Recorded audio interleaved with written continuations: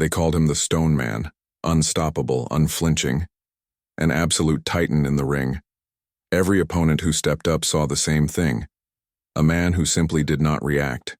You could land the cleanest, most brutal shot you had, a punch that would shatter another man's jaw, and he wouldn't even blink. His eyes, they were the most unsettling part. Cold, empty, devoid of the fire you'd expect. No rage, no fear, no hint of the struggle inside. Just a chilling, profound silence. Fighters would come into the ring with a plan, a strategy to break him. They'd target his body, his head, looking for that one weak spot, that one flicker of pain that would prove he was human. But it never came. Instead, they broke themselves against him. I've seen men shatter their knuckles on his granite chin, their faces contorting in agony while his remained a placid mask. They'd leave the ring defeated not just on the scorecard, but in their spirit.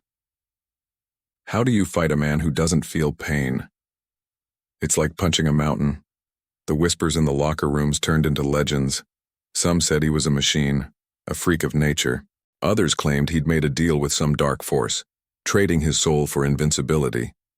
The crowd roared his name, mesmerized by this spectacle of pure, unyielding strength. He was a god of the ring, a monument to human endurance.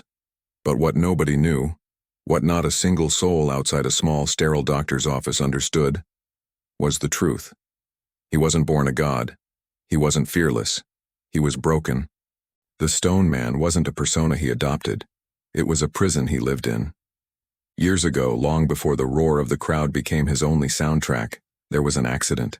A freak occurrence, a cruel twist of fate, a moment of screeching tires and shattering glass that rewired his entire existence. The doctors called it severe nerve damage, a catastrophic failure of his peripheral nervous system.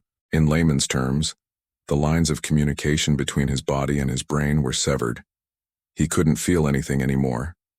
Not the sharp sting of a cut, not the dull ache of a bruise, not the comforting warmth of a friendly hand on his shoulder.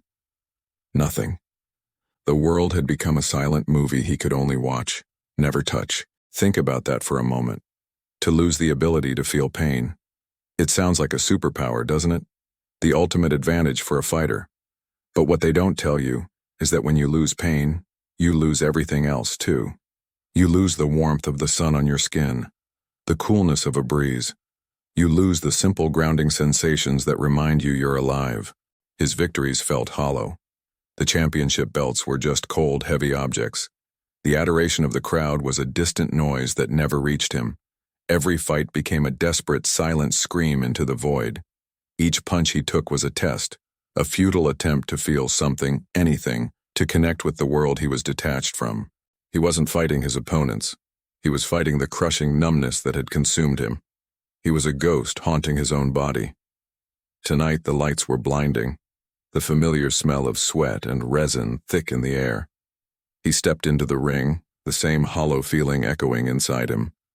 His opponent was a young, hungry lion, all fury and muscle, with a knockout punch that had put legends on the canvas. The bell rang. The crowd erupted.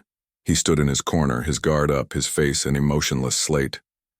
The young fighter came out swinging, a blur of motion. The first punch, a hard jab, snapped his head back. Nothing. Then a powerful right hook connected squarely with his jaw.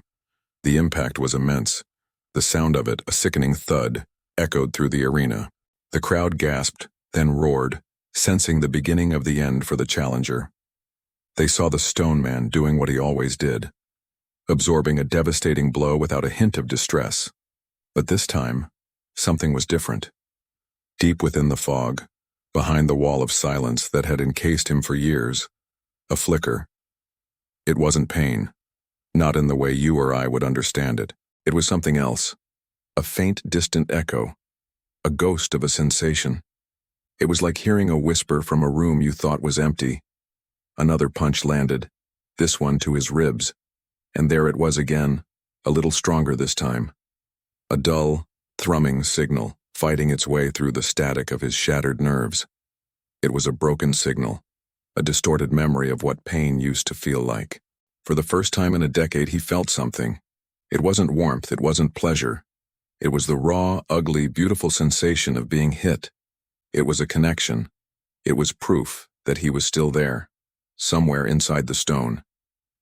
The opponent, confused by the lack of reaction, poured it on. A barrage of punches rained down. With every blow that landed, the signal grew clearer. The ghost of sensation became a presence. It was a jagged, raw feeling, but it was feeling. And as he stood there, taking the punishment, a slow, genuine smile spread across his face. Blood trickled from his nose and the corner of his mouth, painting his smile a grim crimson. The crowd fell silent, confused by this bizarre, unprecedented reaction. They saw a man smiling through a beating, and they thought he was mocking his opponent, that he was truly invincible. But they were wrong.